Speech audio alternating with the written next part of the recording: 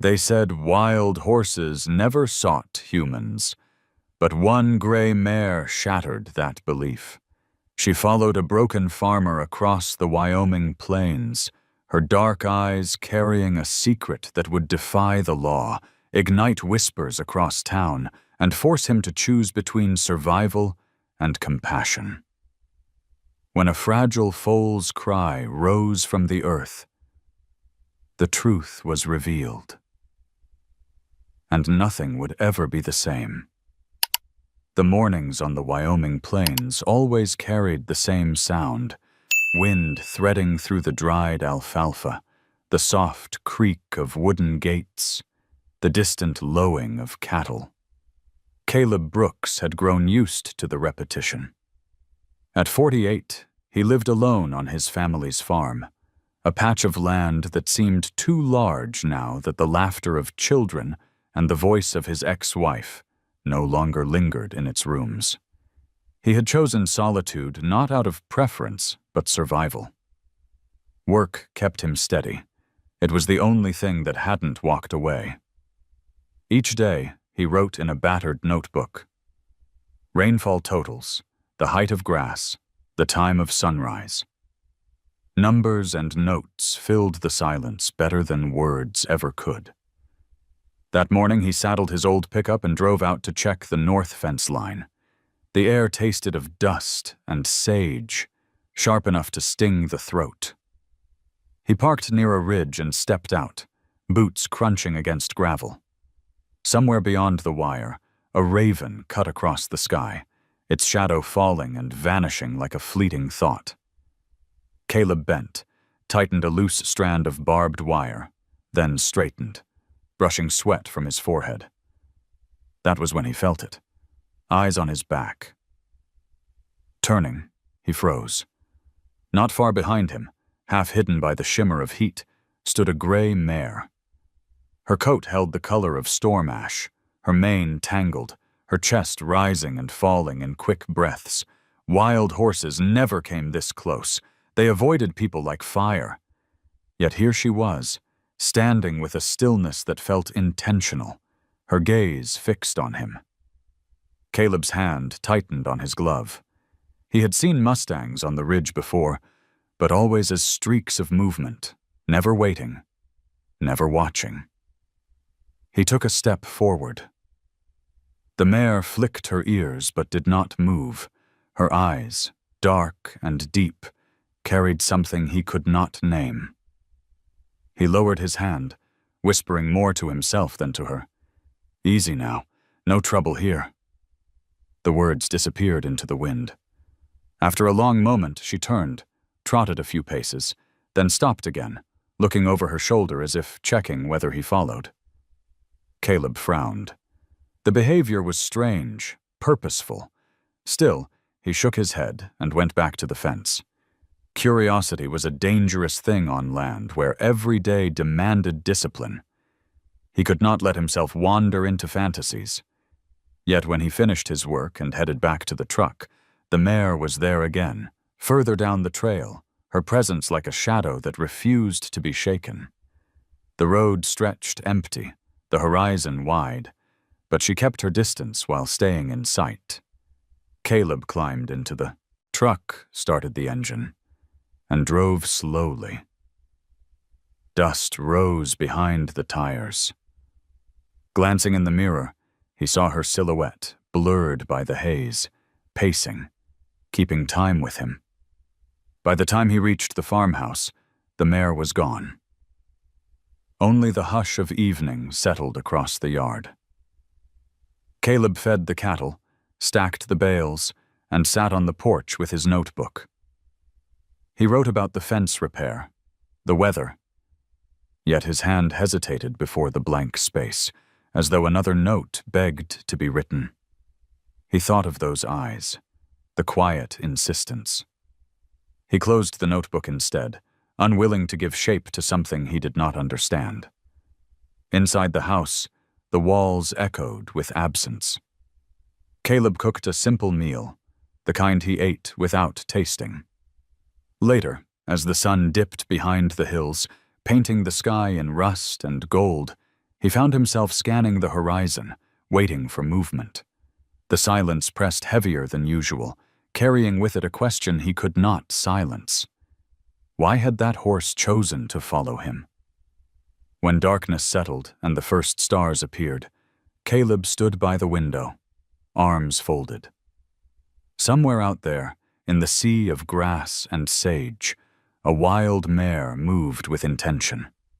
He exhaled, long and slow, almost a sigh. He told himself it was nothing, just coincidence.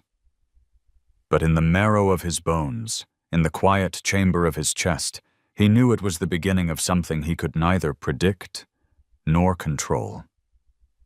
And as he turned away from the glass, the last thing he saw was a pale shadow crossing the far edge of his pasture, as if the wild itself had stepped closer, unwilling to let him go.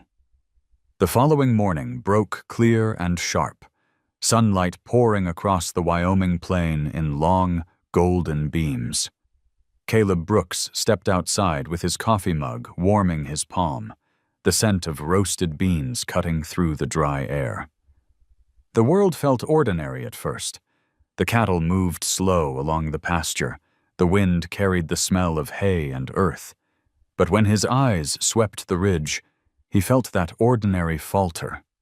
The gray mare was there again, distant but undeniable, a shape etched against the horizon like a shadow carved from the wind itself. Caleb set his cup down, frowning.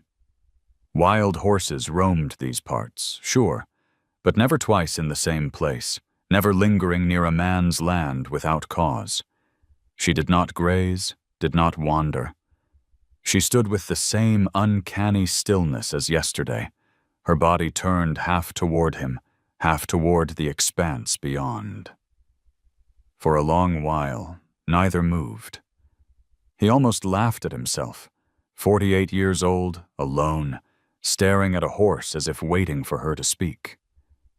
He shook his head and muttered under his breath, "You've lost it, Caleb." Yet when he turned to fetch his tools, something in him kept listening for her hooves. Later, as he drove out to deliver bales along the south field, he spotted her again, keeping pace across the distance. Each time his truck slowed, her stride slowed. Each time he turned, she veered with him. Dust trailed behind his tires, shimmering in the light, and within it her outline hovered. Present, persistent. Caleb gripped the wheel tighter, unsettled by the silent companionship. He tried to dismiss it, but the image clung like burrs on wool. By late afternoon, storm clouds gathered over the high desert. Caleb hurried to secure equipment, the scent of ozone sharp in the air. As he worked, a flicker of movement caught his eye. The mare closer than ever before. She stood near the edge of the corral, ears pricked, her coat damp from the first scatter of rain. Her breath steamed in short bursts. Caleb froze with a coil of rope in hand. She wasn't just following now. She was watching him with something deeper than curiosity. A streak of lightning split the horizon, followed by thunder that rolled like the earth groaning. Cattle shifted uneasily. The mare did not flinch. Instead, she stepped forward, one deliberate pace, then another, until only the fence stood between them.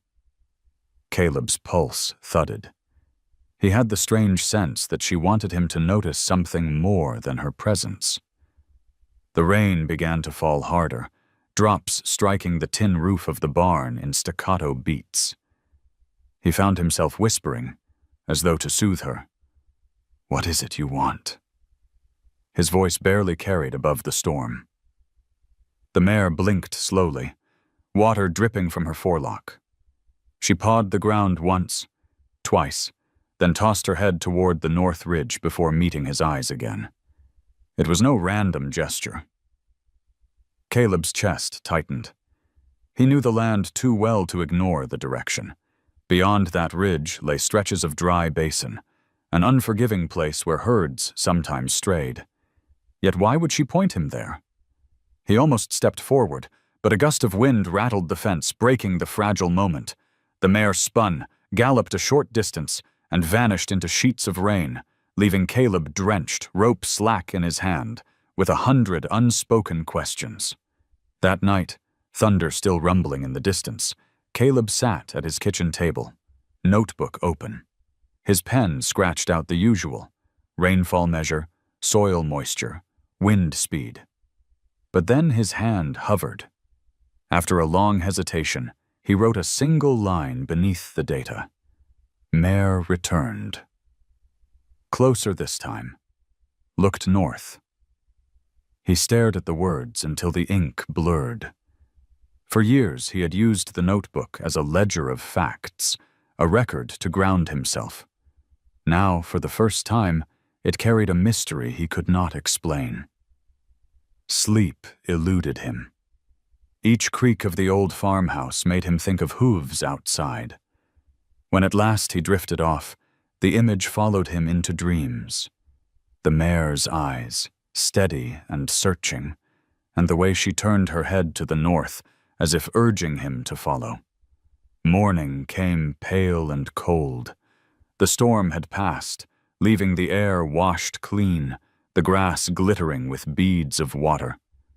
Caleb poured coffee, muscles aching from restless sleep. Through the window, he caught a flicker of gray once more, farther out this time, poised on the ridgeline. She was waiting. He felt it like a pressure in his chest. As he stood there, the sound of gravel crunching announced a truck pulling into the yard. An old pickup rolled to a stop, and out stepped Jonah Blackbear, the Shoshone elder who lived on neighboring land. Jonah carried the weather in his face, lined deep from years of sun and wind. He raised a hand in greeting. "Morning, Caleb," Jonah said, voice low as the earth itself. His gaze swept the horizon, then narrowed. "You've got a shadow." Caleb followed his eyes. The mare still stood on the ridge, her figure etched sharp against the brightening sky. Jonah's expression shifted, something old flickering in his eyes.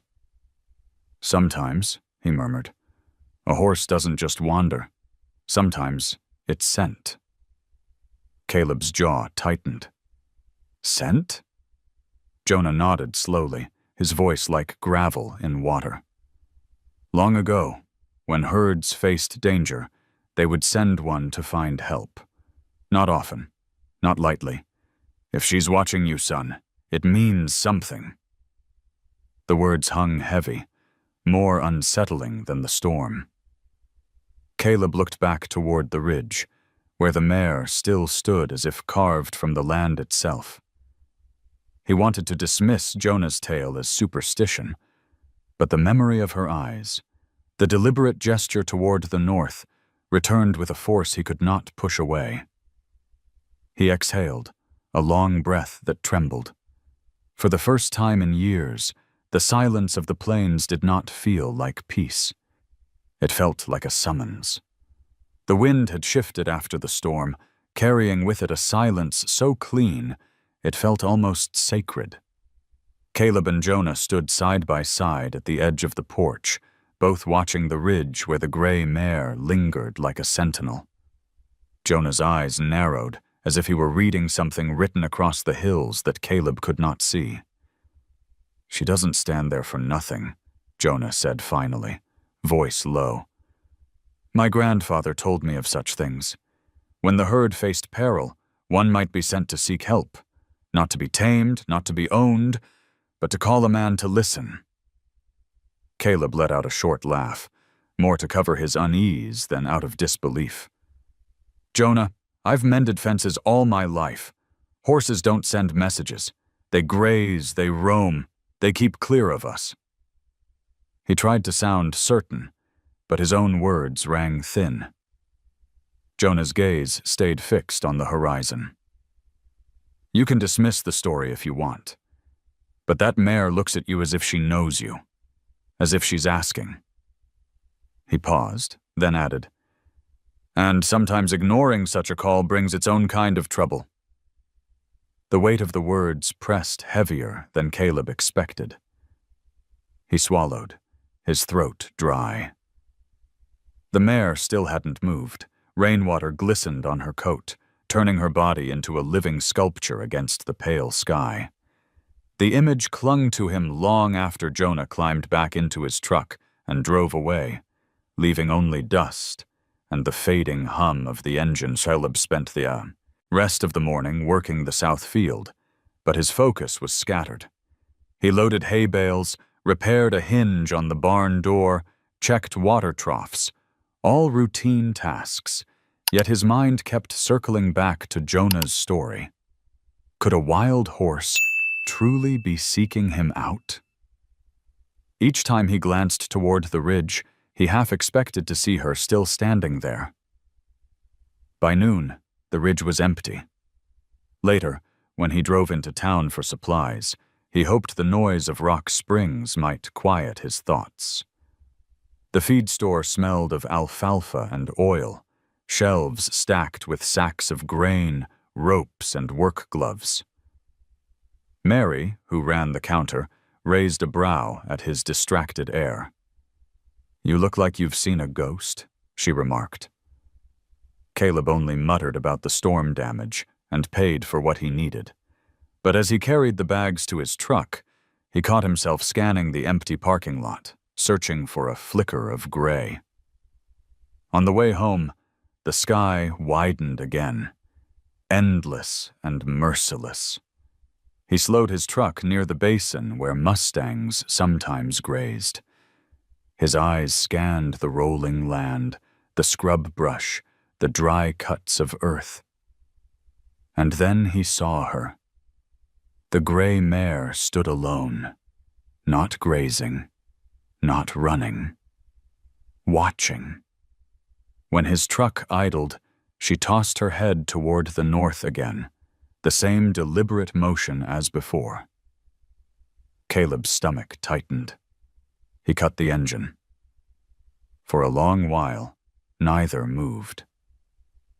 The wind stirred, whistling across the plain. Then, with a soundless decision, the mare turned and trotted toward the ridge. Not fast, not fleeing. She moved with a steady rhythm, pausing now and then to look back. The message was unmistakable. Follow. Caleb gripped the wheel, torn. Logic told him to drive home. There was still work to do, bills to pay, a farm to hold together by thin threads. But something deeper, something raw and unexplainable, pulled at him. His hands trembled against the steering column. He thought of Jonah's warning. Sometimes ignoring a call brings its own kind of trouble. Instead of following, Caleb drove home, but his chest carried a restless ache. That night, as he sat at the kitchen table, the notebook open once again, his pen hovered above the page. He had filled it for years with rainfall, soil reports, and livestock counts, facts, plain and grounding. But now he wrote a line that shook him as soon as he saw it. "She wants me to go north." He stared at the words, unable to cross them out. The ink seemed heavier than usual, anchoring the page. A sharp pang ran through him, the old ache of loss he rarely allowed to surface. His ex-wife had once told him he was too rigid, too unwilling to hear the unspoken. Perhaps she had been right. Perhaps that was why he stood alone now. The house settled with groans in the beams. Outside, coyotes called across the open land. Caleb pressed the pen down again, slower this time. If I don't follow, what am I refusing? He closed the notebook, but the question clung to the edges of his mind. In the quiet hours before dawn, Caleb stepped outside to breathe the cold air. The horizon was faint with light, the sky streaked pale. His breath curled white in the dark. And then, from the ridge, He heard it, a sound sharp and carrying, the distinct whinny of a horse slicing across the stillness. He turned, his pulse racing. The gray mare's silhouette was etched once more against the rising sun. She did not move toward him. Instead, she stood perfectly still, waiting. And in that fragile dawn, Caleb felt the certainty he had resisted harden into truth. The mare wasn't leaving. She wasn't wandering. She was calling him north, and the time for ignoring had passed. The first light of Saturday stretched across the farm, brushing the barns with pale gold. Caleb Brooks had already finished his coffee when he heard the crunch of tires on gravel. Few people ever came uninvited. He stepped out to the porch, expecting maybe a delivery truck, but instead saw an unfamiliar sedan pulling into the yard. A woman climbed out, then waved as a younger figure followed, clutching a small backpack. "Mr. Brooks?" the woman called, approaching with a firm but cautious stride. "I'm Helen Alvarez, from the County Foster Program. We spoke on the phone about some work for my niece." Caleb searched his memory, then recalled the brief conversation weeks ago. He had agreed to let a teenager earn a few dollars helping around the farm. He hadn't expected her so soon, and certainly not today, when his mind was still heavy with the image of the gray mare. The girl who stepped forward looked younger than 16, her dark hair falling loose, her gaze flickering quick and wary. She adjusted the strap of her bag, then glanced at the pasture, as though measuring the distance to the horizon. "This is June," Helen said. "She'll just be here on weekends. She loves animals. I thought it'd do her good to be outdoors." Caleb nodded stiffly, uncertain. He wasn't used to company, least of all the kind that carried more silence than words. "Work's not glamorous," he muttered, "but if she doesn't mind hay dust and sore hands, there's plenty to do." June managed a small smile. "I don't mind." Her voice was soft, yet it carried an edge of determination, like she had learned to hold her own silence close. Helen left soon after, and Caleb found himself alone with the girl. He showed her the barn, the feed storage, the water troughs. She moved carefully, her hands lingering on the wooden beams as though testing the place for trust. When she brushed her fingers against the flank of an old cow, she whispered something too low for him to catch, and the animal stood oddly still, as if soothed. Later that morning, as they carried buckets across the yard, June stopped suddenly. Her eyes had caught movement on the ridge. Caleb followed her gaze and felt the familiar tightening in his chest. The gray mare. She stood farther out than before, but visible, her silhouette etched against the pale sky. "You didn't say you had horses," June murmured, eyes wide. "I don't," Caleb replied. "That one's wild." June tilted her head, studying the animal. "She's not just standing there. She's watching." The words struck him harder than he expected. He had thought the same, but hearing it spoken by someone else, especially by this quiet girl, made it more real. He didn't answer, only lifted the bucket again. But June lingered, her gaze locked on the mare. At midday, they worked in silence, the sound of water sloshing, chickens rustling in the yard. Then, while they rested near the barn, June asked abruptly, "Why is she here?" Caleb hesitated, then shook his head. "Don't know." He wanted to say more, but couldn't find words that made sense. June leaned her chin on her knees, watching the horizon. "Maybe she wants you to follow." The remark chilled him. Jonah had said nearly the same thing. He studied the girl, wondering how she could see what even he resisted. That evening, as the sun dipped, June stood by the fence, still staring toward the ridge. The mare had drawn nearer, closer than Caleb had ever seen in daylight. June lifted her hand in a slow, cautious gesture. To his astonishment, the mare flicked her ears and stepped forward, one pace, then two, before halting. Caleb's heart thudded. He felt the moment stretch, delicate as spun glass. The wind carried the scent of sage, the air buzzing with silence. June whispered, almost reverent, "She's not afraid of us." Caleb wanted to deny it, but the evidence stood right there, shimmering in the dusk. The mare's eyes, dark and steady, rested on him as though she carried a message only he could answer. He gripped the fence rail, the wood rough beneath his palm, and for the first time allowed himself to wonder. Maybe the wild had chosen him after all. Night came slow, shadows stretching across the yard. June said little at supper, but her eyes kept drifting to the window, searching the dark beyond. Caleb didn't ask what she was thinking. He didn't need to. He already knew. The gray mare had unsettled more than just him. When June finally settled into the guest room, Caleb lingered on the porch, notebook in hand. He wrote his usual notes about feed and weather, but at the bottom of the page he added, almost against his will, "June saw her too." Mare came closer, almost touched. He closed the notebook, his chest heavy. The silence of the plains no longer belonged only to him.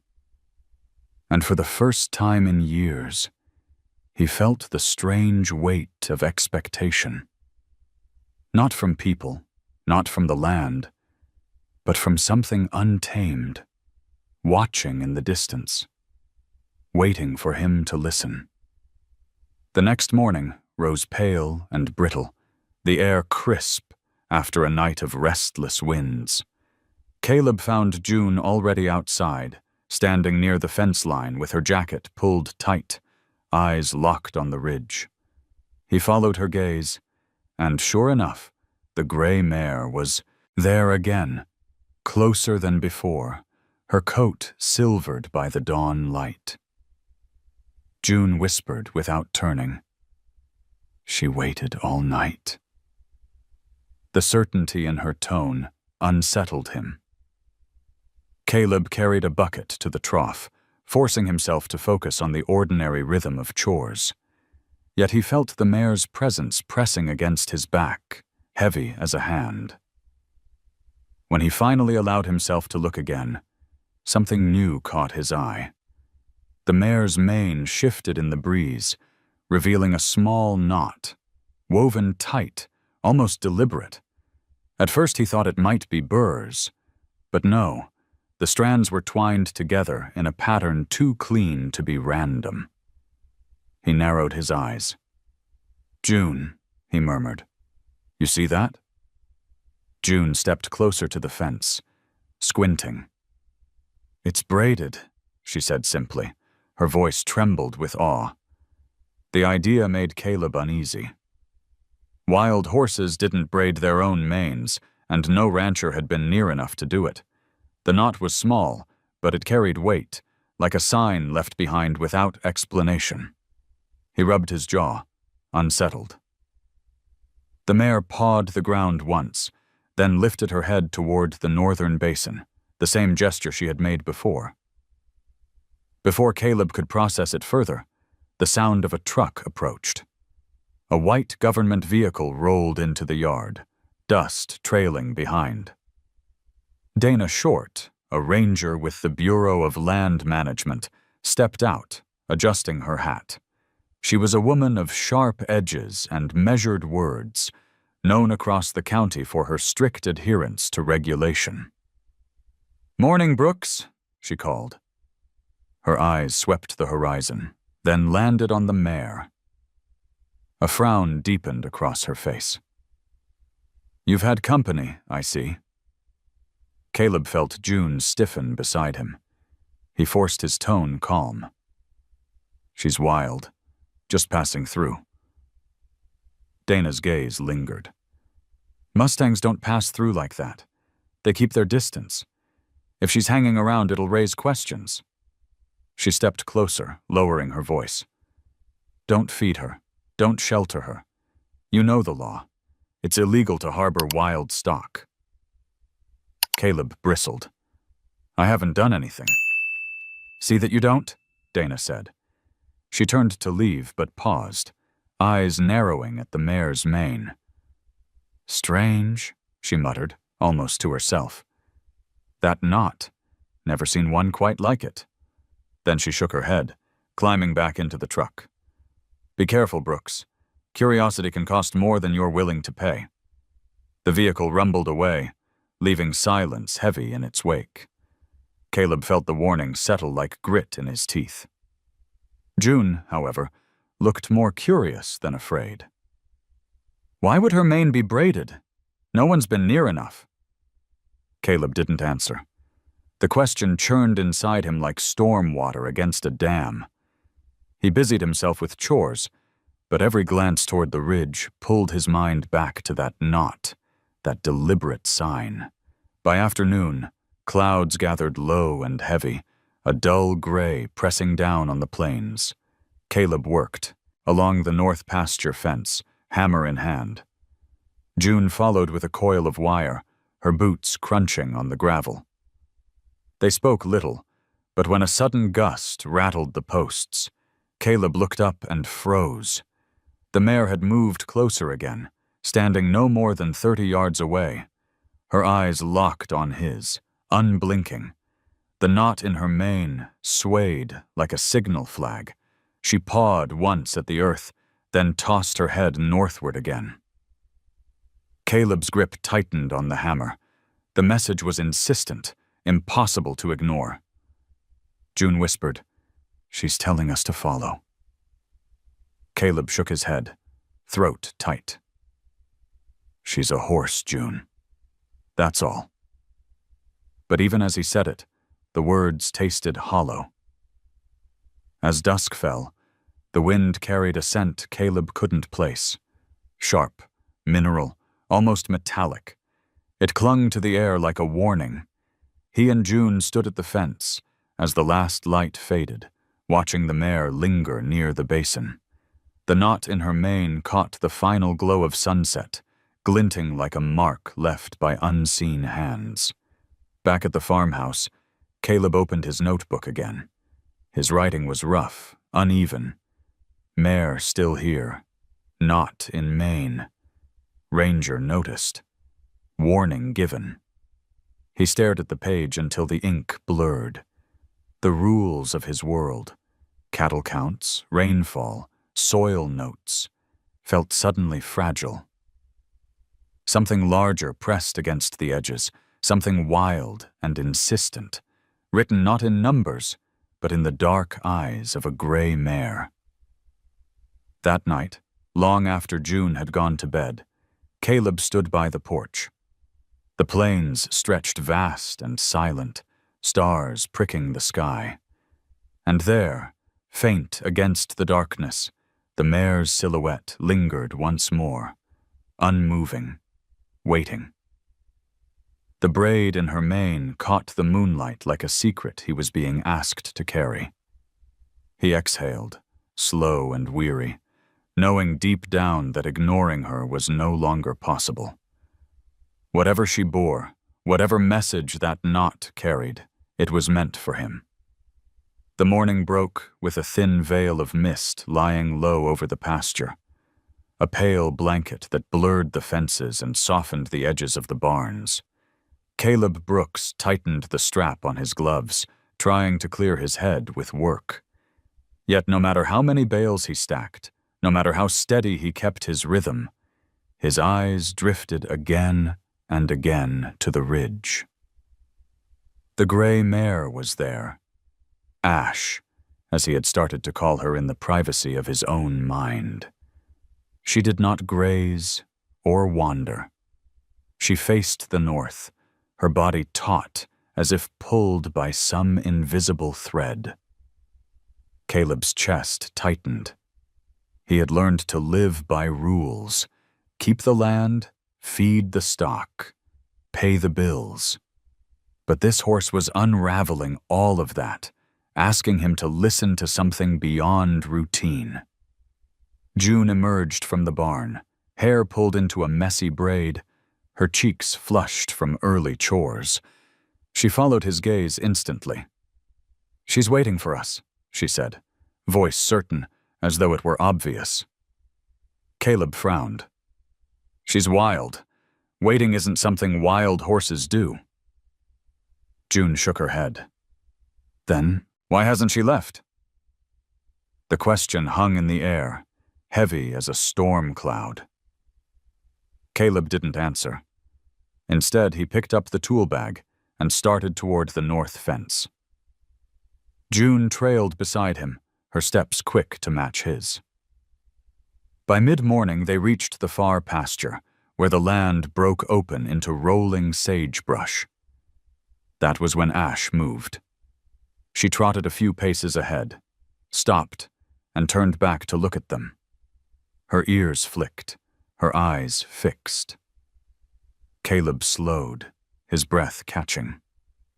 The mare tossed her head toward the basin, then took another step forward. "She wants us to follow," June whispered. Caleb gritted his teeth, unwilling to admit it, but unable to deny what he saw. The mare repeated the pattern. Move forward. Pause. Glance back. The rhythm was deliberate, insistent. For over an hour, the strange procession continued. Caleb and June walking the fence line, Ash pacing parallel just beyond, her path angling steadily north. The wind carried a new scent, sharp, mineral, tinged with salt. Caleb recognized it with unease. The basin was near, the place where water once pooled in heavy rains and left behind flats of cracked white earth. Few ranchers went that way. The ground was treacherous, riddled with sinkholes and hidden gullies. By noon, sweat dampened Caleb's shirt. He stopped at a rise, pulling off his hat to wipe his brow. Ash stood below, her sides heaving, her eyes never leaving his. She pawed once at the ground, then swung her head sharply toward the basin, ears pinned with urgency. June's voice came soft but steady. "She's leading us somewhere." Caleb looked down at her. The girl's face was earnest, her eyes wide with a mixture of fear and hope. He wanted to tell her to forget it, to turn back, to keep to the safety of chores and fences. But then he remembered the knot in the mare's mane, the deliberate braid that no hand of his had made. He remembered Jonah's words. Sometimes a horse doesn't just wander. "All right," he muttered, his voice rough. "We'll go a little farther." Ash responded instantly, surging forward with a low whinny that carried across the wind. She moved with a pace both urgent and careful, as though she knew the land's hidden dangers. Caleb and June followed along the outer fence, watching her weave between gullies, skirt patches of loose soil, pause at points where the ground seemed uncertain. When they reached the lip of the basin, the air changed. It smelled of damp earth, though no rain had fallen in days. The silence was sharper here, broken only by the distant cry of a hawk. Caleb's boots crunched on the brittle crust, each step echoing in the hollow. Ash stopped at the edge of a shallow ravine, her body rigid, her nostrils flaring. She stamped the ground once, twice, the sound dull against the earth. June clutched Caleb's sleeve. "Listen." At first he heard nothing but the wind. Then, faint and muffled, came a sound that didn't belong. A weak, rasping cry. It rose, broke, then faded, like the last effort of something small and fragile. Caleb's heart lurched. He leaned closer to the ravine. eyes narrowing. Shadows hid the bottom, but movement flickered below, a trembling shape barely visible. Ash whinnied sharply, her body tense with urgency. June gasped. "There's something down there." Caleb's pulse hammered. He knew now. This was why she had come, why she had followed, why she had waited. She wasn't lost. She was leading him.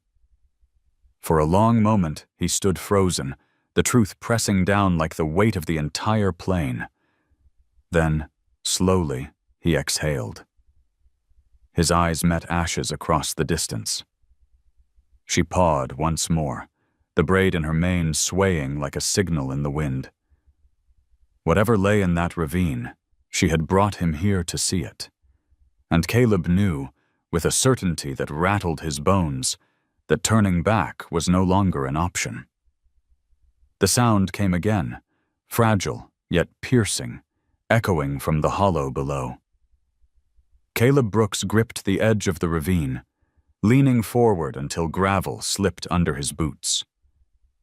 June Alvarez knelt beside him, her breath quick, her eyes wide. The cry wasn't the call of any bird, nor the bark of a coyote. It was thinner, weaker, like the desperate voice of something not meant to be alone. Ash stood above them, tense as a bowstring. Her nostrils flared, her body quivering, each breath a rough whisper. She pawed the ground with such force that dust rose in small clouds. Caleb's eyes strained against the shadow. Then he saw it, a trembling shape at the bottom, legs spindly, chest heaving, a foal. Its coat was darkened with mud, ribs jutting sharp, its small head lifting in broken rhythm before collapsing again. June gasped, her hand flying to her mouth. "It's a baby." Her voice cracked, raw. Caleb swallowed hard, his throat dry. He had seen sick calves, the weak left behind by the herd. But this was different. This foal had not been abandoned by chance. Its eyes, hollow, clouded with exhaustion, lifted toward the lip of the ravine where Ash stood. And Ash answered, a sharp, guttural whinny that rattled across the basin. The truth seared through Caleb. This was her foal. His chest tightened. No wonder she had followed him, waited, pleaded with those deliberate gestures. She hadn't chosen him out of curiosity. She had chosen him because she had no other way. June's voice trembled. "We have to help it." Caleb's gaze swept the ravine. The sides were steep, clay slick with hidden moisture. One wrong step, and the whole slope could give way. He clenched his jaw, cursing under his breath. "It's not that simple." June turned to him, her face pale, but determined. "If we don't, it will die." The words struck with brutal clarity. He looked back at the foal. Its legs flailed weakly, its body trembling with every shallow breath. The air around it shimmered faintly with the smell of damp soil and something sharper, like rust. Caleb recognized it with dread. The seep of water through clay. If the basin filled, the foal wouldn't last an hour. Ash gave another cry, lower this time, a sound that dug deep into Caleb's chest. She paced along the rim, eyes wild with desperation, her head jerking toward him as though commanding action. Caleb felt the weight of choice pressing on him like a physical burden. He thought of Dana Short's warning only yesterday. Do not interfere. He thought of fines, the law, the way men could lose everything in a heartbeat if they broke rules carved in statute. He thought of his farm, fragile as it already was, held together by sweat and debt. But then he thought of the hollow eyes of the foal, and of Ash, who had carried herself across miles of dangerous land to stand before him. She had asked for nothing else but this. Caleb clenched his fists. "Stay back," he told June, his voice hard but unsteady. He slid down onto his knees, testing the ground. Loose clay shifted, threatening to crumble. The slope was too steep to climb with his weight. He cursed again, scanning for rope, for anything. He had left the truck a mile back. No tools, no equipment. Nothing but his own hands. June pressed forward, her voice fierce. "We can use my jacket. Twist it. Make a rope." Caleb blinked, startled by her quick thinking. He nodded once, sharp. Together, they stripped her jacket, twisting it with his belt into a crude line. Caleb anchored one end around a sagebrush root, then wrapped the other around his forearm. "Hold the base," he ordered. The descent was clumsy, the ground crumbling under each step. Dirt slid into his boots, dust stung his eyes, and the air grew thick. The foal flinched at his approach, a thin cry tearing from its throat. Caleb's voice softened. "Easy, little one. Easy now." His own words sounded foreign, fragile in the hollow. He crouched low, reaching slowly. The foal's hide was hot, trembling beneath a coat caked with mud. Its heartbeat thrummed wild beneath his palm. He slid his arms under its chest, lifting carefully. The weight was more than he expected, deadened by weakness. The foal let out a sound that pierced him deeper than any cry he had ever heard. Not fear, but surrender. Above, June's voice called out, urgent. "The ground's giving way! Hurry!" Caleb tightened his grip, muscles burning. He planted his boots and pushed upward, his shoulder straining as clumps of clay broke loose. The crude rope cut into his arm, but he heaved with everything he had left. The foal struggled once, then went limp against him. At the rim, Ash screamed, a wild, desperate cry that echoed like thunder across the basin. The mare pawed and circled, her body frantic. Caleb surged one last time, his knees scraping raw, and collapsed onto the edge. June scrambled to grab the foal's hindquarters, hauling with all her might. Together, gasping, they pulled it onto solid ground. Ash rushed forward, her muzzle pressing against the foal's side, nipping, urging. The foal stirred faintly, its eyes flickering open. Caleb rolled onto his back, chest heaving, the sky spinning above him. He could smell the salt of sweat, the iron tang of blood where his forearm had been scraped raw. But all of it faded as he turned his head and saw Ash lower her face to the foal, breathing life into it with every frantic touch. June knelt beside them, tears cutting clean lines through the dust on her cheeks. "You did it," she whispered. Caleb shook his head. His voice came hoarse. "No, she did. I just listened." The foal gave a weak, broken whinny that carried across the basin. Ash answered instantly, her sound fierce and trembling with relief. Caleb felt the world tilt in that moment, something breaking open in him he hadn't realized was locked shut. Above, clouds gathered, casting the basin in shifting shadow. The three of them, man, girl, and mare, stood around the fragile body of a foal that should not have survived, yet still breathed. And for the first time in years, Caleb felt that maybe he too had been pulled back from the edge. The foal lay curled in the straw-colored dust at the rim of the ravine, its body shuddering with each breath.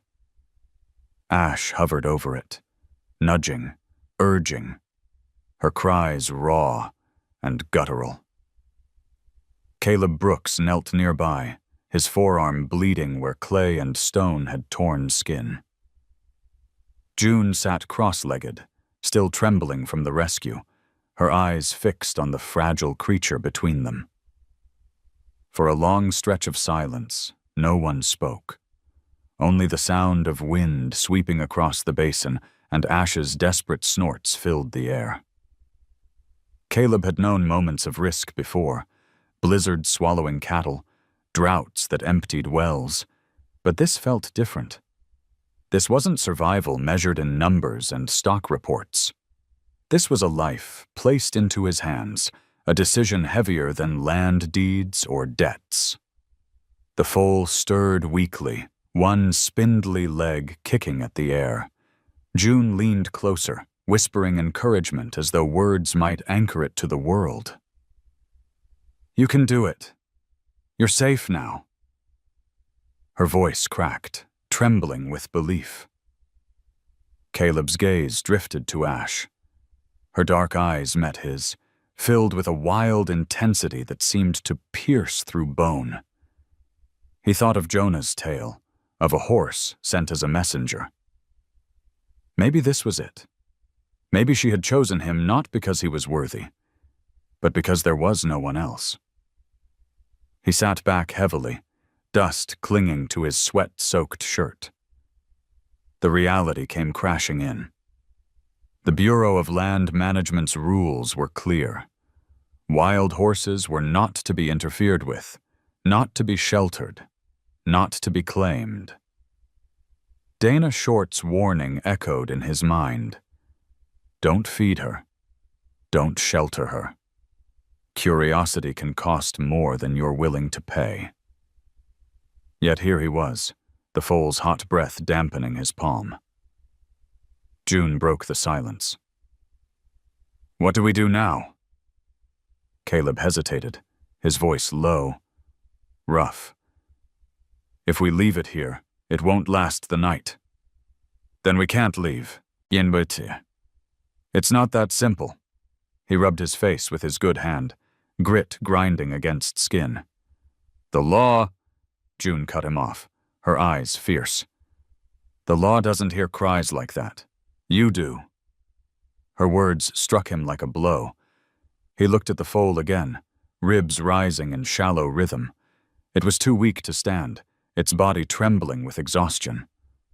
Ash nuzzled it, desperate but gentle, then turned her head sharply toward Caleb, as if demanding his answer. He exhaled, long and heavy, the decision crystallizing inside him. He thought of his failed marriage, of all the times he had chosen silence over action, routine over risk. He remembered the emptiness of nights when the farmhouse echoed too loudly, when even the notebook filled with weather reports could not steady him. He had lived by rules, and those rules had left him alone. This time, he could not walk away. Caleb pulled the rope he'd used for the descent from his belt, twisting it between his hands. "We'll get it out of here proper. Then—" his voice faltered, but his resolve hardened. "Then I'll take it back. We'll figure it out there." June's face lit with relief, though her eyes glistened with tears. She reached out to steady the foal's neck as Caleb prepared to lift again. Together, with Ash pacing frantic circles around them, they maneuvered the small body onto a makeshift sling of canvas and rope. The walk back to the farm felt endless. Caleb carried the heavier load, June steadying the foal's legs. Ash followed close, her presence like a shadow against his shoulder. The sun dipped lower, painting the basin in rust and gold. Each step pressed the weight of risk deeper into his bones, fines, suspicion, the possibility of losing everything he had left. Yet beneath it, another weight stirred, one that felt strangely lighter. Responsibility, yes, but also purpose. By the time they reached the yard, sweat streamed down Caleb's face, his muscles screaming. He eased the foal down onto a bed of straw inside the old storage shed. The smell of dust and rusting tools hung heavy, but it was shelter, at least for tonight. June fetched a bucket of water while Caleb checked the foal's breathing. Its chest rose, weak but steady. Ash stood just outside the doorway, her ears flicking, her body tense. She did not enter, but her gaze never wavered from her young. Caleb straightened slowly, meeting those eyes. "I couldn't leave him," he muttered, the words half to her, half to himself. For a moment, Ash stilled, her breath visible in the fading light. Then she lowered her head in a small, deliberate motion, as though acknowledging his choice. Caleb felt the gesture carve deep inside him, binding him to a path from which there was no turning back. Later, when the sky darkened and June finally fell asleep on a pile of blankets in the corner, Caleb remained awake. He sat on a wooden crate, notebook open on his knee. The ink trembled under his hand as he wrote, "Foal rescued, weak, breathing. Against the law, but couldn't walk away." He paused, staring at the page. Then, with a hand that didn't shake this time, he added, "Sometimes the right thing isn't the legal thing." Outside, Ash whinnied softly, the sound low and haunting in the night air. Caleb closed the notebook, resting his hand on its cover. He had crossed a line, and there would be consequences. But as he looked at the fragile life curled on the straw, he knew there was no regret. Only the weight of choice, and the strange, unexpected peace that came with it. The shed smelled of rust and old wood, a place where forgotten tools had been left to gather dust. Now it held something fragile, something that did not belong to silence and cobwebs. A foal stretched on a bed of straw, its sides rising and falling with shallow rhythm. Caleb Brooks knelt nearby, sleeves rolled past his elbows, his scraped arm wrapped with a strip of cloth. The day's labor still ached in his muscles, but his eyes never left the small creature before him. Ash stood just beyond the doorway, framed by the dim light. She would not enter, yet every movement of her ears, every flicker of her dark eyes was tethered to the foal. At times she stamped the ground softly, as though impatience alone might give strength back to her young. Each sound from the foal, every thin exhale, every faint twitch pulled her forward, but the threshold between wild and human held her back. June Alvarez sat cross-legged against the wall, her hair loose around her face, watching with the intensity of someone who understood too much too soon. She dipped a rag into a bucket of water and wrung it carefully, whispering as she dabbed the foal's muzzle. "He's thirsty, but he's too weak." Caleb reached into the small sack he had brought from the pantry. Powdered milk replacer, meant for calves. He mixed it with warm water in a battered tin pail, then poured some into a glass bottle fitted with a rubber nipple. He turned the bottle in his hand, doubtful. "I don't know if he'll take it." "Try," June urged, her voice steady despite the tremor in her hands. He held the bottle near the foal's mouth. At first there was nothing, only shallow breaths, the faint flare of nostrils. Then, slowly, the lips twitched. A weak tongue brushed the rubber, and a tentative suckle followed. The sound was so faint Caleb almost missed it, but when he realized, his chest tightened. Relief came like a tide he hadn't allowed himself to hope for. "He's drinking," he murmured, more to himself than to anyone else. June leaned forward, her eyes shining. "See? He wants to live." They fed him in intervals, a few gulps at a time. Each pause left Caleb holding his breath, waiting to see if the foal would give up. But each time, it returned. Clumsy, but determined.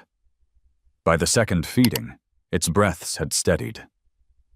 Caleb sat back against the wall, sweat damp on his brow, his body aching yet lighter. He found himself whispering, "That's it, little one. Stay with us." The hours passed slow. June dozed against the straw, her hand still resting near the foal's flank.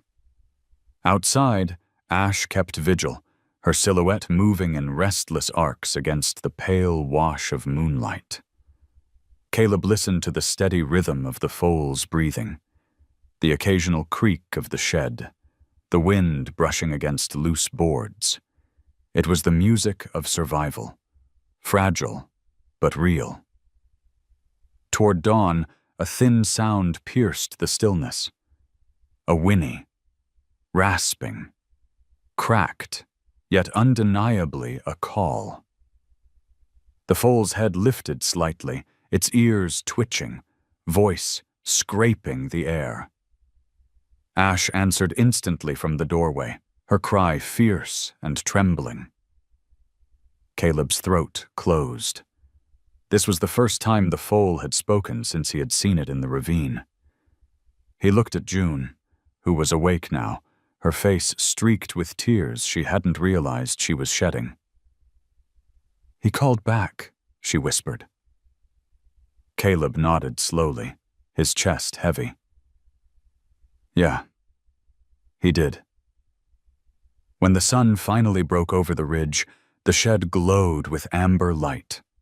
Dust motes drifted in golden shafts, and for a fleeting moment the scene felt otherworldly. A wild mare at the threshold, her foal finding its voice again, and a weary man who had once believed himself emptied of purpose, now bound by something as fragile as breath. Later that morning, as Caleb stepped outside to wash his hands at the pump, he caught sight of a figure on the road. A man on a bicycle slowed, eyes scanning the yard, then lingered on the shed. He offered a polite nod before pedaling away, but Caleb's gut tightened. Strangers rarely paid attention to his farm. If word spread, if questions were asked, Dana Short's warning echoed fresh in his mind. Inside the shed, June stroked the foal's mane gently. "What will we call him?" she asked. Caleb hesitated, looking at the small body shifting against the straw. He thought of sparks striking stone, fragile yet fierce, a flame born in the dark. "Flint," he said finally. "Strong enough to start a fire." June smiled faintly, repeating the name under her breath. The foal stirred, as if recognizing the sound. Caleb stood in the doorway, arms crossed, watching Ash press close, her eyes never leaving them. The choice he had made weighed heavy, but for the first time in years, the weight felt worth carrying. By the time the second week unfolded, the shed no longer smelled of rust alone. It carried the earthy sweetness of fresh straw, the faint musk of a growing foal, and the lingering presence of a wild mare who refused to leave the yard. Flint, though still thin, had begun to rise shakily to his feet, testing legs that wobbled like saplings in wind. Each step was an uncertain promise, but Caleb Brooks felt something unclench inside him each time the foal stood and did not fall. June Alvarez spent her afternoons perched on a bale of hay, reading homework assignments aloud to the foal as if sound itself might weave strength into him.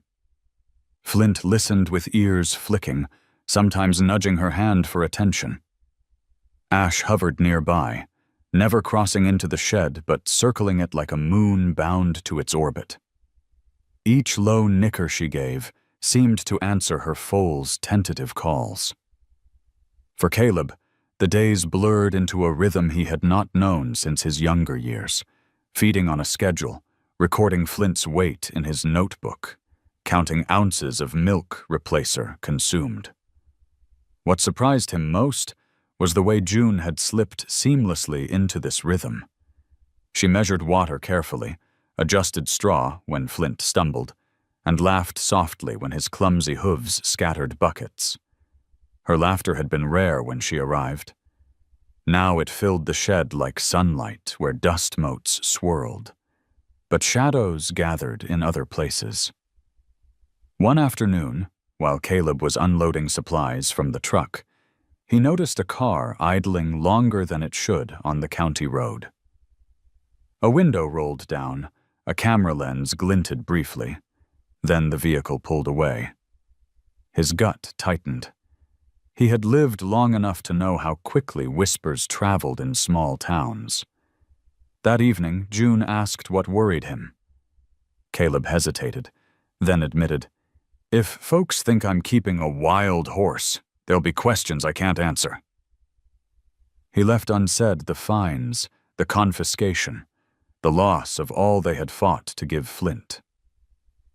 June's face darkened, her hand stroking Flint's mane protectively. "Then we keep him quiet. People don't need to know." But already, people were noticing. Riley Park, a podcaster known for chasing stories about life on the range, had heard rumors. He recorded an episode with a voice full of intrigue. "There's talk of a farmer out near the basin who's got a shadow. A wild mare that won't leave, and something else. Something she brought with her. Folks say a foal. If it's true, it's not just unusual. It's extraordinary." The podcast spread across local feeds, drawing curiosity like moths to flame. Caleb learned of it 3 days later, when Mary at the feed store mentioned it in passing. "Heard Riley talking about some wild horse choosing a man. Sounds like a fairy tale, doesn't it?" she said with a chuckle, handing him a sack of oats. Caleb forced a nod, but inside, dread coiled. He drove home with his jaw clenched, the radio silent, the road stretching endless under a sky too wide to offer comfort. Back at the shed, Flint greeted him with a shaky trot, his eyes brighter now, his whinny clearer. Caleb knelt, pressing his hand to the foal's warm neck. He whispered, almost to himself, "You're tougher than you look." Flint nuzzled his shoulder in answer, and for a moment, the noise of the outside world faded. That night, June suggested giving Flint a proper name. Caleb raised a brow. "Flint isn't proper?" "It's strong," she admitted, "but it's what you chose. He should know who he is when we call him. He deserves more than survival. He deserves to belong." Her words struck deep. Caleb had named cattle by numbers, horses by practicality, dogs by habit. But this was different. This foal was no ledger entry. He looked at the small creature dozing against straw, his breathing steady, his chest rising with a rhythm that had nearly been stolen. Slowly, Caleb nodded. "Lucky," he said at last. "He's lucky, because against all odds, he is." June smiled through the dim lantern light. She leaned close to whisper it. "Lucky." The foal stirred, ears twitching at the sound. Ash answered with a low, rolling nicker from outside, as though acknowledging the truth of it. From then on, the name held. Each time Caleb stepped into the shed, he called it softly, and each time the foal lifted his head, eyes brightening with recognition. The bond tightened, weaving them together into something neither law nor rumor could easily undo. But beyond the farm, whispers grew louder. The podcast spread, stories bent and twisted. Some praised Caleb's supposed compassion. Others condemned him for breaking rules. The tale had already slipped beyond his control, carried on voices he could not silence. One night, sitting alone with his notebook, Caleb wrote, "He is lucky, but luck can turn fast when men and laws catch wind." He closed the book, the lantern flickering. Outside, Ash shifted, her dark eyes reflecting the dim glow. Caleb exhaled, heavy and uncertain. He had given the foal a name. Now he had to decide how far he was willing to go to keep it alive. By late October, the chill had sharpened across the plains, a bite in the morning air that made each breath sting. Caleb Brooks pulled his collar high as he walked from the truck to the feed store, his steps heavy with more than cold. Whispers had been building. He could feel them long before Mary's raised eyebrow or the sideways glance of men loitering by the sacks of grain. News traveled fast in places like Rock Springs, too fast for a man who valued silence. Inside the store, the smell of alfalfa mixed with the metallic tang of nails and the sweet dust of grain. Mary rang up his salt blocks without a word, but when she slid the receipt across, she leaned closer. "You've got folks talking, Caleb." His jaw tightened. "About what?" She gave a half smile that wasn't amusement. "About shadows on your land. About a foal where there shouldn't be one. Riley Park's podcast is all over town. He made it sound like a legend, the wild mare who chose a farmer. Some people are charmed. Others are calling for BLM to check your place." Caleb's hand paused on the paper, then tightened until it crumpled slightly. He forced a nod, slid the receipt into his pocket, and left without another word. Outside, the wind pushed dust across the lot. His eyes flicked to the far hills, where no one else was looking. But he knew what waited there. Ash, pacing near the fence line. Lucky never far from her side. At the farm, June was in the shed, her voice low and steady as she coaxed Lucky to nurse from the bottle. The foal had grown stronger, his legs steadier, his eyes brighter with each passing day. He nickered when Caleb stepped through the doorway, the sound warm, like recognition. June grinned, holding the bottle steady. "He's hungry today. That's good." Caleb managed a smile, but it didn't reach his eyes. He crouched beside them, running a hand down Lucky's neck. The foal leaned into the touch, and for a moment the world narrowed. No rumors, no laws, only the steady beat of life, where once there had been only silence. But later, while fixing a gate, Caleb heard tires crunching on the gravel road. He straightened, his body taut. A pickup slowed near his drive, two men inside leaning to look across the yard. The truck didn't stop, only rolled past, but the weight of their stares lingered. Caleb exhaled, muttered a curse under his breath. That evening, Jonah Blackbear stopped by, his presence steady as the land itself. He leaned on the porch rail, his lined face calm, but his eyes sharp. "You've stirred the wind, Caleb," he said. "I didn't ask for it." "No," Jonah agreed. "But the mare did. And now people want to see what she asked you to carry." Caleb's shoulders sagged. "They'll take him if they find out." Jonah's gaze drifted toward the shed, where the glow of a lantern flickered. "The world writes laws to keep order. But the old ways? They write laws to keep life.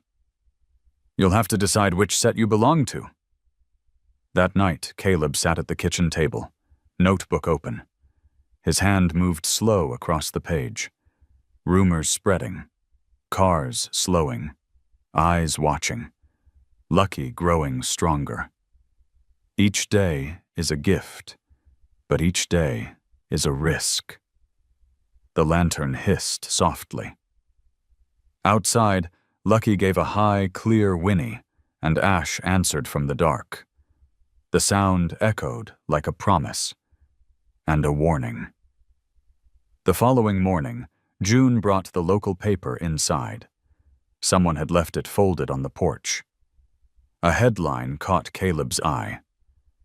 "Whispers of a wild rescue.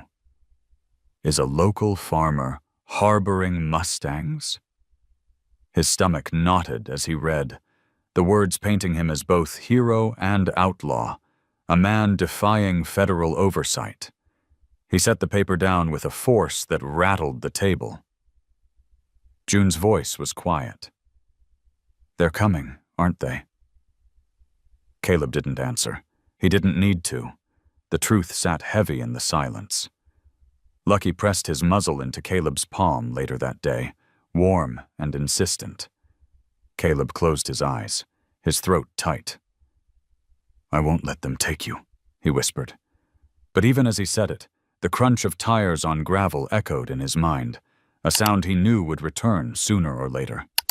For now, though, the foal was alive, and that was enough to fight for. Caleb squared his shoulders, the weight of the plains pressing against him.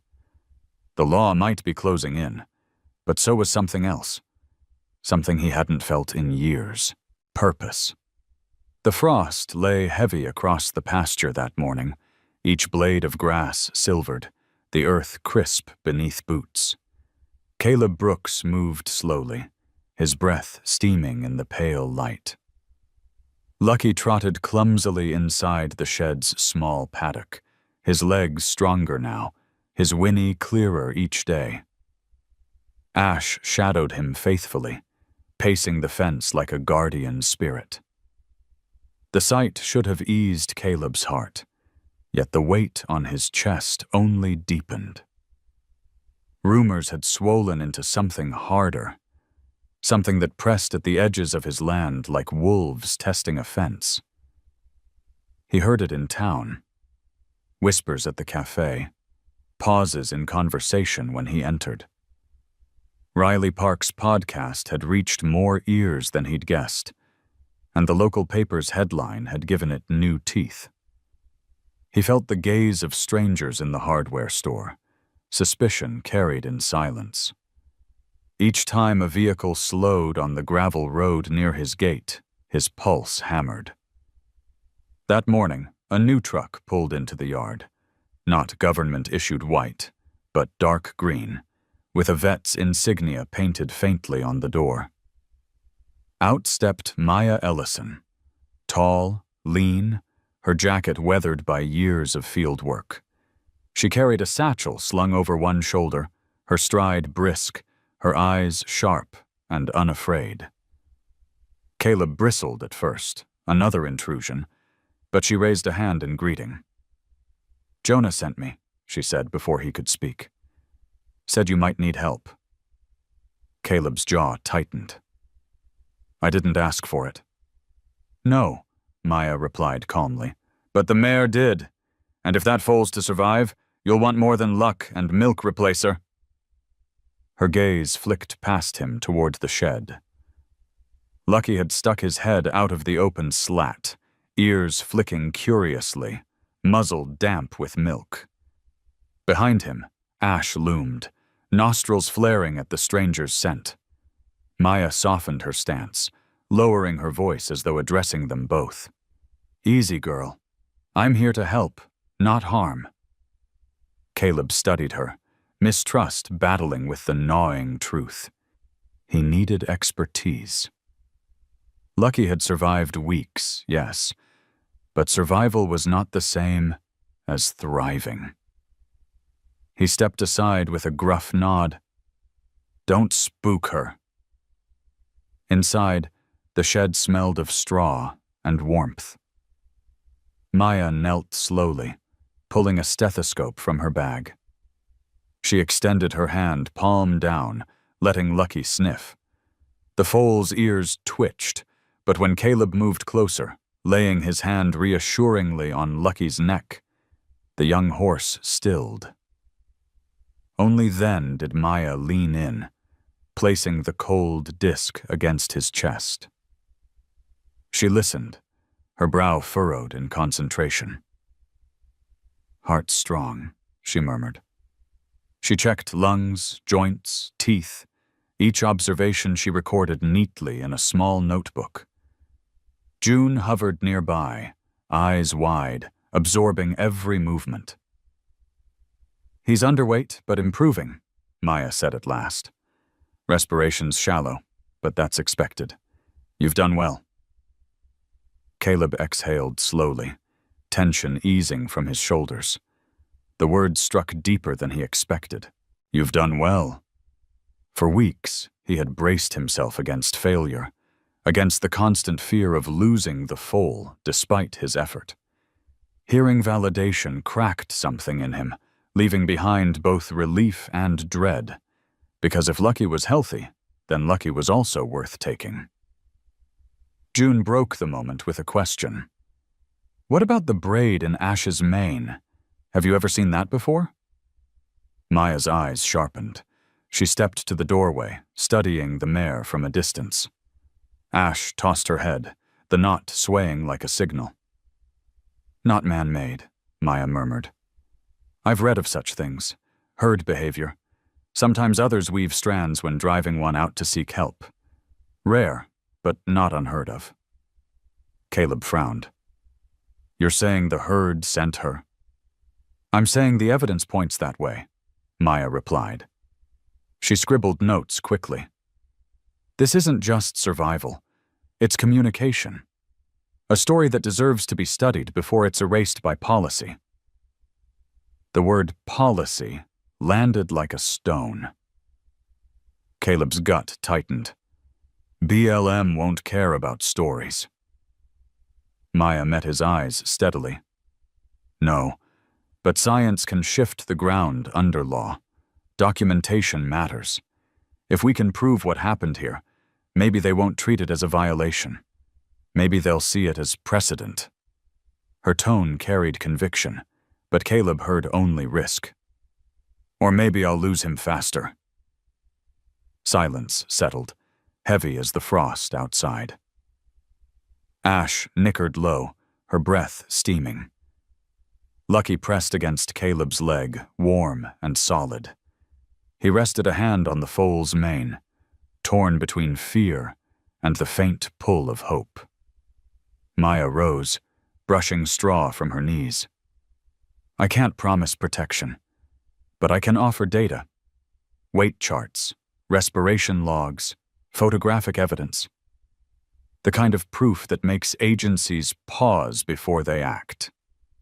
She closed her notebook with a decisive snap. "If you want to keep him, even just long enough to grow strong, this is your best chance." Caleb rubbed his temples, the old ache of doubt gnawing at him. But when he looked at Lucky, alive, bright-eyed, ears flicking at June's laughter, he knew there was no retreat. The law might come, the rumors might swell, but turning away now would be a betrayal heavier than any fine. He gave a short nod. "Fine, help me keep him alive. But this stays quiet." Maya's lips curved into the faintest smile. Quiet as the wind. That night, Caleb sat by the lantern glow, notebook open. His handwriting was steadier than it had been in weeks. Vet examined Lucky. Strong heart. Improving. Evidence could protect or condemn. Risk grows, but so does hope. He closed the book, listening as Lucky gave a playful snort, answered instantly by Ash's nicker. The sound threaded through the darkness, binding them all together. Outside, the frost deepened. The plains waited, silent but watchful, as though the land itself understood that proof was a blade that could cut in either direction. The first, snow came thin and dry, carried sideways by the wind, stinging as it touched skin. Caleb Brooks pulled his hat lower as he crossed the yard, boots crunching against the frosted ground. The shed glowed warm in the dim light, smoke curling faintly from the stovepipe he had rigged to keep the chill away. Inside, Lucky shifted restlessly, no longer the fragile shadow he had been, but a colt gaining strength each day. His eyes held brightness now, his legs steadier, his whinnies clearer. Ash never strayed far, her silhouette a constant guardian against the pale horizon. Maya Ellison had been visiting regularly, each time with her notebook, her calm efficiency, and her steady presence. June followed her closely, eager to learn, writing her own careful notes, as though the foal's progress were a school lesson. Caleb pretended indifference, but found himself listening to every word, memorizing each measure of weight and pulse. It was knowledge he never thought he would need, yet it filled his evenings as much as the notebook he had inherited from his father. But with the snow came pressure. Rumors had thickened into questions, questions into warnings. Jonah had returned one night, his expression grave. "BLM will come soon," he said, his breath clouding in the lantern glow.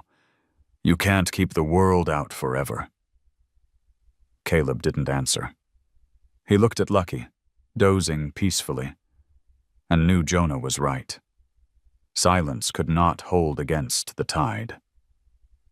The confirmation came days later. A county sheriff's truck pulled into the yard, followed by a government SUV bearing the Bureau's insignia.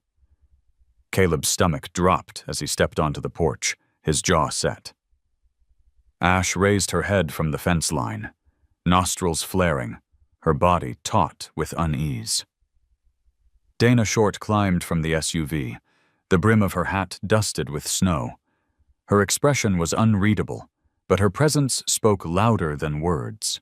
She scanned the yard, eyes lingering on the shed, before turning to Caleb.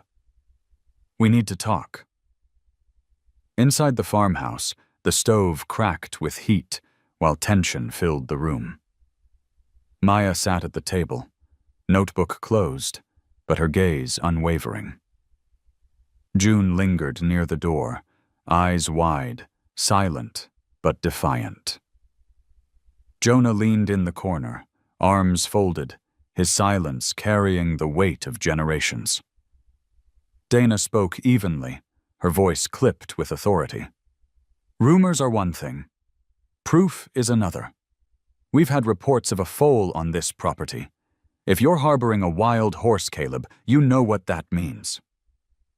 Caleb met her eyes, unflinching. "I didn't go looking for them. They found me." Dana's brow furrowed. "The law doesn't bend for stories. Wild horses fall under federal management. Keeping them is illegal." Before Caleb could answer, Maya spoke, her tone calm but sharp as a scalpel. "This isn't a typical case, Ranger. The mayor sought him out. The foal wouldn't be alive without his intervention. That's not just anecdote. It's behavior we can document. If you seize him now, you lose the chance to understand something extraordinary." Dana's eyes narrowed.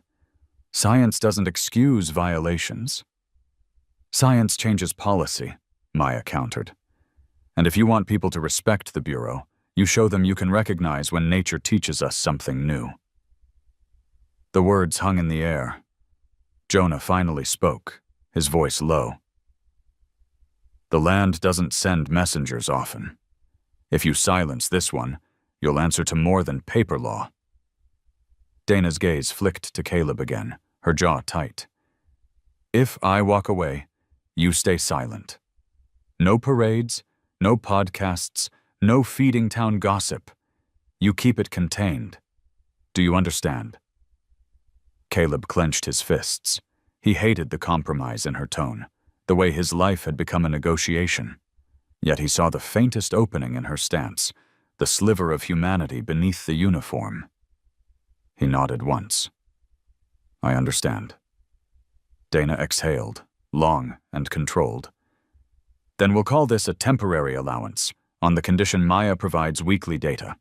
If anything changes, if the foal becomes a spectacle, it ends." The meeting ended as abruptly as it began. The vehicles pulled away, leaving only tracks in the snow. Caleb stood in the yard, the cold searing his lungs, watching until the dust settled. Ash pressed close to the fence, her eyes questioning. Lucky nickered faintly from the shed. Maya stepped beside him. "You bought time," she said quietly. Caleb nodded, though the weight in his chest didn't lift. Time isn't forever. That night, he sat at the table with his notebook open, ink scratching across the page. Sheriff and BLM came. Agreement made. Weekly reports. Bought time. Nothing more. He stared at the words until they blurred, then closed the book. The stove popped. Lucky's distant whinny threaded through the walls, and for a fleeting moment, the world felt steady. But as the wind howled across the plains, Caleb knew bargains with law carried edges sharp enough to cut deep. The fight was not over. It had only shifted ground. The thaw came suddenly, a warm wind sweeping down from the high country and loosening winter's grip. Snowmelt trickled along fence posts and pooled in low spots across the yard. Caleb Brooks felt the change in his bones. Seasons had always ruled the rhythm of his life, but this year the shift carried something heavier. Lucky had grown strong, legs straight, coat gleaming in the pale sun. Ash no longer lingered at the edge of the shed every hour. She drifted farther, testing distance, yet always returned when the colt called. The pattern was changing. Caleb knew what it meant, though he tried not to name it. Inside the house, June was finishing her homework at the kitchen table, pencil tapping against the page. She glanced at him often, sensing the tension he tried to hide. When he stepped out with his coffee, she followed, her boots crunching against thawed gravel.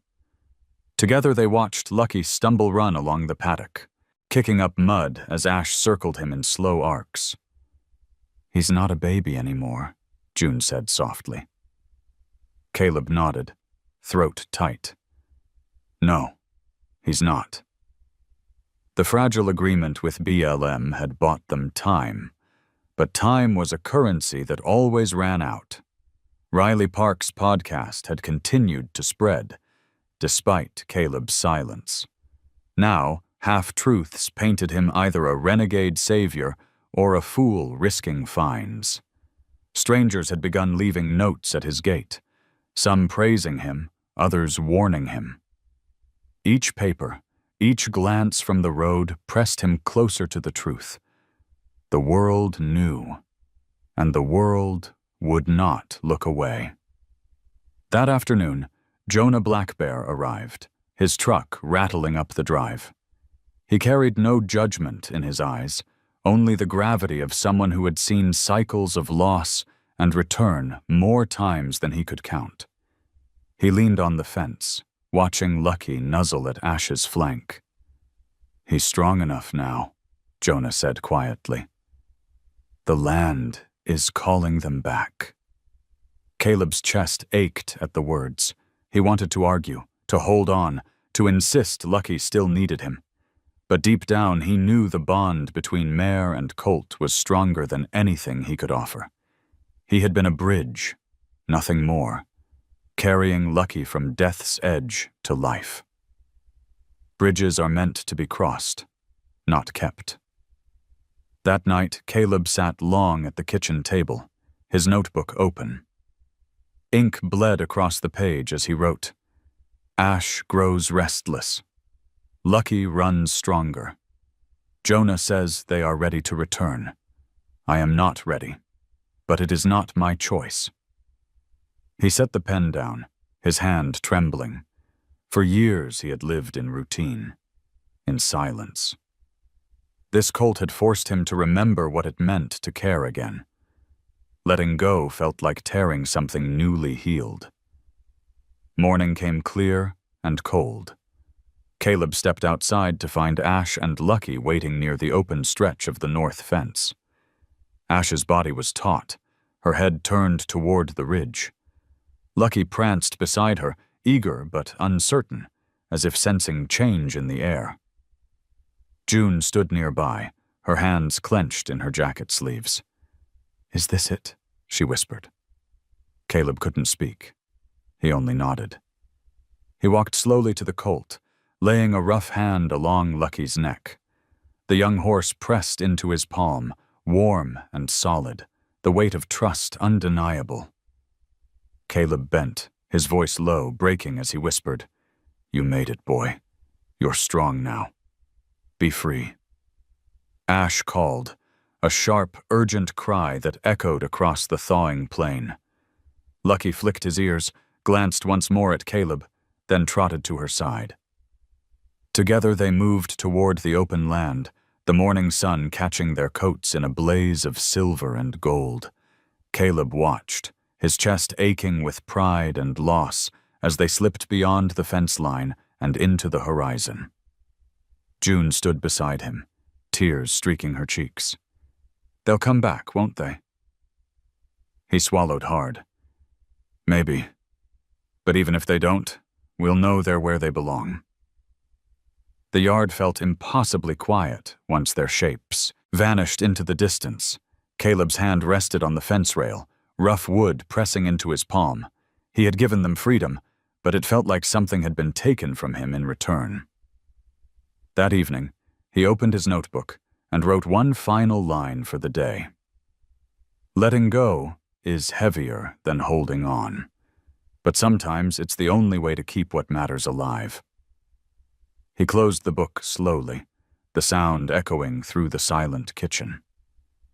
Outside, the wind carried faint traces of hoofbeats across the thawing earth, fading but never gone. Caleb leaned against the window, eyes closed, and for the first time in years allowed the silence to settle without resistance. It was no longer empty. It was full, with memory, with meaning, with the promise of lives he had helped carry back into the wild. The days after their departure stretched wide and unfamiliar. Caleb Brooks woke before dawn as always, the silence of the house steady as the tick of his father's old clock. He pulled on his boots, stepped into the cold, and felt the absence in every corner of the yard. No colt's shaky whinny, no dark silhouette of a mare pacing the fence line. Only wind curling through dry grass and the steady bleat of cattle. Yet something had shifted. The emptiness did not hollow him the way it once had. Instead, it carried a quiet weight, like a photograph pressed between pages. A reminder, not a wound.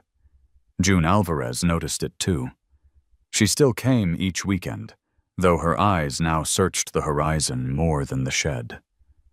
Sometimes she would pause in her chores, listening, as though expecting the faint sound of hooves. Caleb never teased her for it. He found himself doing the same. Jonah Blackbear visited one evening, leaning against the porch rail as the sky burned rust and violet. He smoked in silence, then said, "They'll be out there, part of the land again. You were the bridge. That was your place in their story." Caleb didn't answer right away. He watched the sun dip low, shadows spilling long across the pasture. Finally, he said, "Funny thing about bridges. You don't know how much you need them until you cross." Jonah nodded, his lined face softening. "And once you've crossed, the land doesn't look the same." After Jonah left, Caleb sat at the kitchen table with his notebook open. The entries of the last weeks filled page after page. Weights, feedings, Lucky's first steps, the braid in Ash's mane. He traced the lines with his calloused thumb, then closed the book gently. Instead of writing data, he lifted his pen and wrote something different. "Love once given isn't lost. It becomes part of the land, carried forward in every echo, in every breath of wind over grass." The farm settled back into routine. Caleb mended fences, hauled water, tallied cattle. But each task felt touched by something larger. When he heard coyotes at night, he thought of Lucky's first broken whinny answering Ash. When he saw clouds gathering over the basin, he remembered the desperate climb out of the ravine. And when he walked the ridge, notebook in hand, he sometimes thought he caught the faint sound of hooves, a whisper across distance, too soft to prove yet too real to deny. One evening, near the turn of spring, Caleb rode out to the high ground where the land opened like an ocean. The wind carried the scent of sage and thawing earth. He closed his eyes, letting it wash over him. For a heartbeat, silence ruled. Then, faint and sharp, a whinny carried across the horizon. He opened his eyes quickly, but the ridges lay empty, no shapes against the sky. Still, his chest tightened, not with grief, but with something gentler, steadier. He touched Dusty's neck, the old gelding shifting beneath him. "Let's go home," he said softly. The horse moved forward, sure-footed, as the light thinned to gold. Behind them, the hills held their silence, yet within it lingered an echo, a reminder that a wild mare once sought him, that a colt once survived in his hands, and that some chances, once taken, change everything. As Caleb rode back toward the farmhouse, lanterns glowing warm in the windows, he carried that echo with him. Not a ghost, not a burden, but a promise that even loss can leave behind a fullness, and even silence can speak of love that endures. And now, I want to hear from you. If you believe every soul deserves a second chance, just drop a simple 0 or 1 in the comments. Your voice matters here. Don't forget to subscribe, because more stories of wild hearts, fragile bonds, and second chances are coming your way. Stay with us for the next journey. You won't want to miss it.